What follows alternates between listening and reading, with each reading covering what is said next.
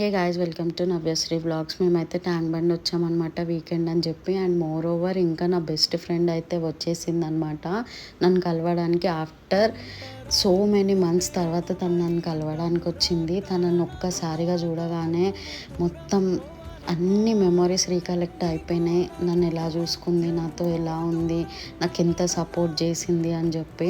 So ఇక్కడున్న నలుగురు అయితే నా హ్యాపీనెస్లో ఉన్నారు, నా సాడ్నెస్లో ఉన్నారు.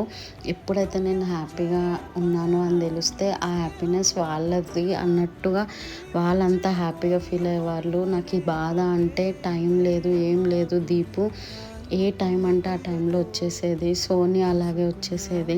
ఇప్పుడు అన్ను కూడా నాతో అంత బాండ్ క్రియేట్ అయిపోయింది.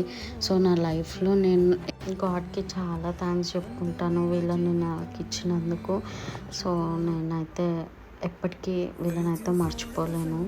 వీళ్ళు చేసింది ఇంకా నా లైఫ్ టైం అది. సో నేనైతే చాలా హ్యాపీగా ఫీల్ అయ్యాను వీళ్ళందరినీ కలవడం. కానీ ఆ ఒక్కడే ఆగిపోకుండా ఉంటే బాగుండు అని అనిపించింది.